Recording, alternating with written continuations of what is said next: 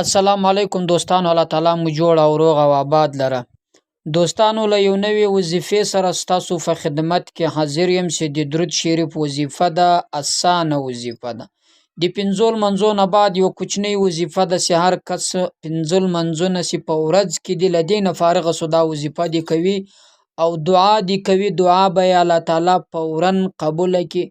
هر حاجت چې په زړه کې لري هغه حاجت دې الله ته پیش کړي، الله به یې هغه حاجت ورپوره کړي.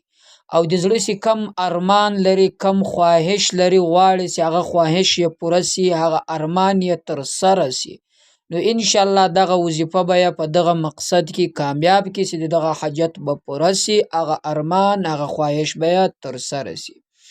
او دا وظیفه دوستانو دا داسې بهترینه وظیفه ده چې یوازې څه کړي چې د انسان حاجت ورپوره کوي، بلکې د انسان د زندگی چې څومره مشکلات دي، د انسان د زندگی چې په ژوند کې چې څه شانو ته ضرورت لري، د انسان د ژوند ضروريات ټول دغه وظیفه ورپوره کوي. انشاءالله دا داسې وظیفه ده دوستانو چې سړی له فرش او عرش ته رسوي، یعنې له کامیابی څخه دومره کمالداره ډکه وظیفه ده چې انسان ډیر زر د کامیابی طرف ته بیایي، انسان ډیر زر کامیابه کوي، انسان ډیر زر له مشکلاتو باسي، انسان ډیر زر حاجتونه ورپوره کوي.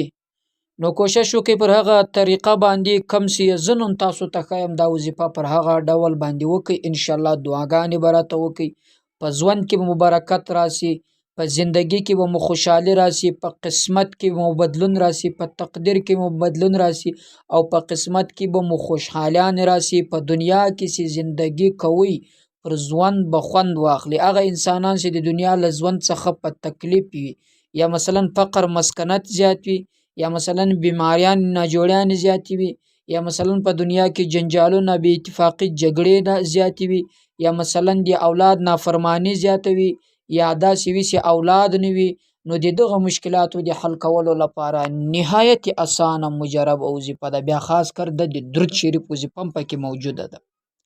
درود شریف هغه وظیفه ده چې الله تعالی د انسان په دې درود شریف په برکت سره د انسان دعا ډیره زر قبلوي. درود شریف هغه وظیفه ده چې په دې وظیفه سره انسان و نبی علیه الصلاۃ والسلام ته نږدې کیږي. درود شریف هغه وظیفه ده چې انسان یې ډیر کوي، د انسان هغه خواهش سیده چې مثلا غواړي د حج نصیبه، د حج قسمت، د حج کار یا برابر سي، او روضه د نبی علیه السلام وویني او مکه شریف وویني کعبه، نو دغه وظیفه انشاءالله دا درود شریف ده تر دې ځایه رسوي. او درود شریف هغه وظیفه ده چې په یو وار ویلو سره 10 واره الله تعالی پر انسان باندې رحمت کوي. درود شریف چې الله ته انسان پیش کړي، دغه انسان هر حاجت پوره کیږي، دغه انسان هر دعا پوره کیږي، دغه انسان قبليږي، دغه انسان هر خواهش پوره کیږي. او د درود شریف په برکت سره و انسان ته د نبی علیه الصلاۃ والسلام شفاعت نصیب کیږي.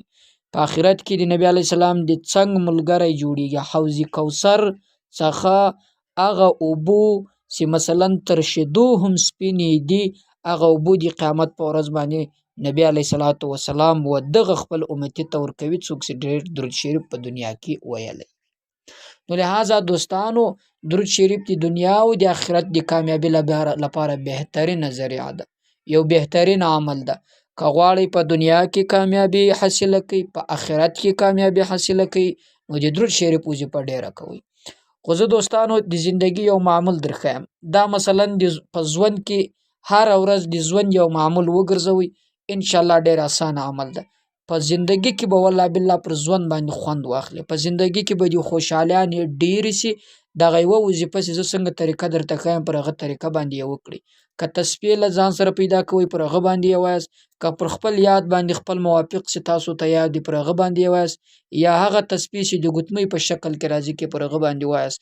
دا په ژوند کې یو معمول وګرځوئ، کوشش وکړئ هر ورځ یې کوئ، انشاءالله بیا به دغه ستاسو معمول وګرځېږي چې تاسو یې ونه کړئ دغسې به خوند نه درکوي، بلکې ستاسو د زندګي ټول ضروريات دا درپوره کوي. هم هغه طریقه دا دوستانو د وظیفې کله چې مې سهار لمونځ وکړئ، ضروري نه ده چې خامخا به تاسو پر هغه ځای ناست یاست وظیفه به کوئ. کور ته تلاست پر لارې روان اوس هم کولی شئ، خو د سهار له لمانځه نه بعد د ماسپښین تر لمانځه مخکې په دې دوران کې خو کوشش وکړئ د سهار له لمانځه نه متصل وکړئ.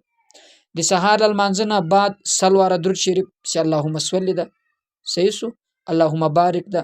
که دا دواړه نشئ سرګډولی، هغه اسانه درود چې ده مثلا صلی الله علیه وسلم صلی الله علیه وسلم. دا اسانه درود ده. که ډیر ثواب ګټئ او زر دعا قبلول غواړئ، مثلا بیا غفرت درود وایي، سلام مبارک اللهم صل ده.